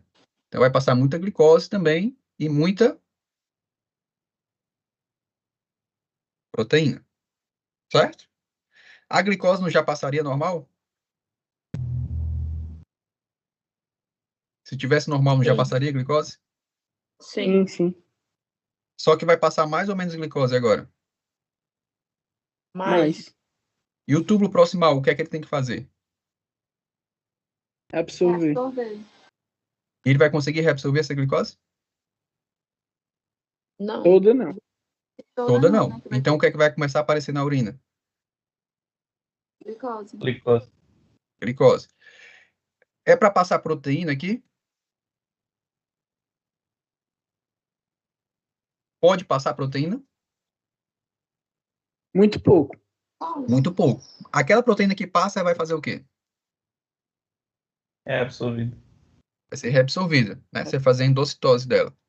Mas se você passar muita proteína, em vez de passar pouquinho, tá passando muita proteína. Você vai ter que fazer mais ou menos endocitose. Mais. Se você fizer muita endocitose, você causa lesão celular. E aí esse néfron começa a ter lesão e pode morrer, né? Então você pode ter perdas de néfron por conta da diabetes. Além de ele não conseguir fazer endocitose desse excesso de proteína, na urina vai começar a aparecer mais o que também? Se você não está conseguindo fazer a endocitose de todo mundo. Proteína. Proteína. Proteína, né? Então, um marcador aqui também vai ser a proteinúria, não é isso? Só que esse paciente, como é diabético, além da proteinúria, ele também vai aparecer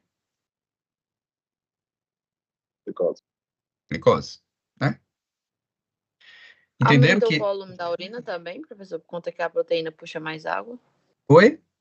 Aumenta o volume da urina, porque a proteína vai puxar mais água, ou não? Não é que vai aumentar o volume da urina, né? É que, assim, você pode até aumentar o volume da urina, mas não está muito relacionado também ao excesso de glicose, porque a glicose também tem essa capacidade de puxar água. Tanto é que quando a gente for ver lá na frente, quando você vai fazer diálise, você tem dois tipos de diálise, né? Tem a hemodiálise e a peritoneal. Quando você vai fazer essa segunda, está relacionado à concentração de glicose para poder puxar água. Então, comercialmente, você tem soluções com variações percentual de glicose. Quanto maior esse percentual de glicose, mais rápido é o processo de recaptação de água. Então, esse excesso de glicose também puxa muita água, certo? Entendi. E a outra, que também são as duas principais, né, que a gente precisa mais ter atenção, porque na parte de epidemiologia são as mais significativas, é a doença glomerular hipertensiva. Na hipertensão, você tem uma mudança da característica vascular. Então, se vocês forem ter uma aula de pressão arterial, vocês vão estudar lá fatores locais, fatores de resposta curta, fatores de resposta de médio prazo, e tem os fatores de longa duração. Os fatores de longa duração estão relacionados ao rim, a sua capacidade de controlar volume, e também outro aspecto importante é o leito vascular. Se você aumenta o leito vascular, você diminui a pressão. Se você reduz o leito vascular, você aumenta a pressão. Só que tem uma coisa, quando você tem uma hipertensão, você tem um aumento da atividade muscular dos vasos. Eles vão começar a ficar nesse processo de contração e relaxamento, porque vai ter uma resposta sistêmica e uma resposta local, que são antagônicas entre si. Então, você começa a ter como se fosse um efeito sanfona, e esse efeito sanfona acaba fazendo com que fique mais espesso, né, fique mais rígido a estrutura vascular. Como ela começa a ficar mais rígida, ela perde um pouco a sua capacidade de dilatar. Por que que ela perde a capacidade de dilatar? Porque ela está mais rígida, certo? É um processo, às vezes, até natural. Só que quando a pessoa tem hipertensão, você acelera isso. Então, por exemplo, o próprio processo do envelhecimento leva a uma rigidez arterial. Tanto que as pessoas idosas tendem a ter uma pressão arterial sistólica um pouco mais elevada, que é relativamente comum para essa faixa etária. Por que a pressão sobe? Porque a artéria fica mais rígida e o ventrículo, como não tem mais o suporte da artéria para fazer dilatação e contração, porque quando você joga o sangue para a artéria aorta, ela dilata, ela funciona quase como fosse um outro ventrículo. Você joga o sangue para lá, ela dilata, e a força dela vai fazer, as forças elásticas vão fazer compressão para empurrar o sangue para frente. Com isso, o ventrículo não precisa fazer tanta força, porque a artéria vai ajudar ele. Quando a artéria vai ficando mais rígida, o ventrículo é o fator que vai ser determinante para empurrar o sangue para frente, porque a artéria aorta não está ajudando tanto. Então, agora, ele vai ter que fazer mais força, por isso que às vezes gera uma hipertrofia ventricular. Então, essa artéria estando mais rígida, tende a passar menos sangue por essa artéria. Como passa menos sangue por essa artéria, a gente já viu que quando passa menos sangue, você leva a um comprometimento das células renais, dos néfrons em si. Por quê? Porque os néfrons têm muita atividade metabólica, então tem uma atividade de gasto energético muito elevada. Se você reduz o débito cardíaco para ele, você compromete a sua função. Certo? Então, essa diminuição de fluxo para o néfron leva a uma lesão do néfron. E essa lesão do néfron tende a levar a uma perda de eficiência. Quando a gente fala de lesão por atividade metabólica ou por baixo débito cardíaco, você acha que compromete mais o glomérulo ou o túbulo?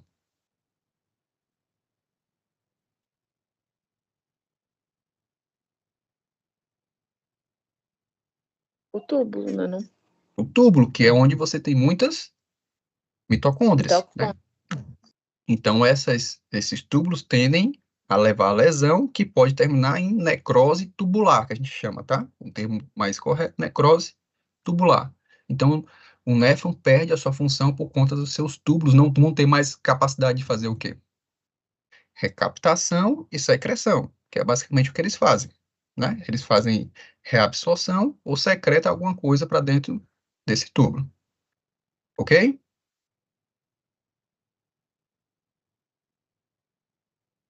Quer parar ou vai direto? Intervalo, hein, professor? Hã? Intervalo para tomar um café.